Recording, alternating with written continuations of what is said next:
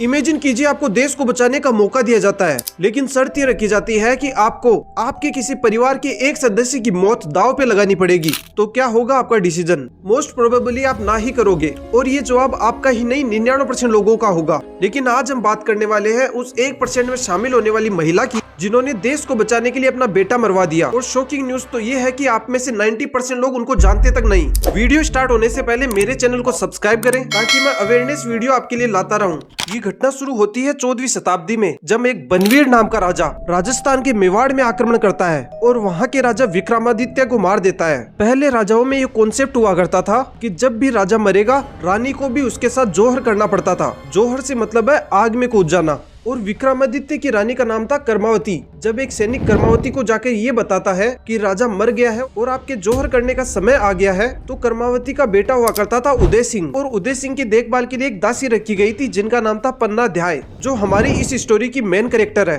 रानी कर्मावती जोहर से पहले पन्नाध्याय से कहती है कि मैं उदय सिंह की जिम्मेदारी आपको सौंपती हूँ। अब रानी कर्मावती तो जोहर के लिए चली जाती है, लेकिन पन्नाध्याय को ये संदेशा मिलता है कि बनवीर ने विक्रमादित्य को तो मार दिया है और अब उदय सिंह को मारने के लिए हमारी तरफ आ रहा है। चूंकि उदय सिंह की जिम्मेदारी पन्नाध्याय की थी, तो पन्नाध्याय ये सोचती है कि अगर आज उदय सिंह मारा गया तो पूरा मेवाड़ वंश समाप्त हो जाएगा। और मेवाड़ वंश का समाप्त होना यानी देश का खतरे में आना, क्योंकि मेवाड़ वंश 14वीं शताब्दी में भारत में एक मेन रोल निभाया करता था। और अब पन्नाध्याय के पास केवल एक ही ऑप्शन था, कैसे भी करके उदय सिंह को बचाना। चूंकि पन्नाध्याय के पास अब ज्यादा समय था नहीं उदय सिंह को बचाने के लिए, उदय सिंह की जगह अपने बेटे चंदन को सुला देती है। बनवीर गुस्से में हाथ में नंगी तलवार लिए आता है और चारपाई पे सो रहे पन्नाध्याय के बेटे चंदन को काट के चला जाता है। इतिहास में पहली बार ऐसा हुआ था कि एक माँ ने राष्ट्र को बचाने के लिए अपने ही बेटे को अपने आंखों के सामने कटता हुआ देखा। अब पन्नाध्याय जैसे तैसे करके बाकी राजाओं में सहायता के लिए जाती है, लेकिन सभी राजा उसे शरण देने के लिए साफ मना कर देते हैं, क्योंकि बनवीर का खौफ उस टाइम पे बहुत ज्यादा हुआ करता था।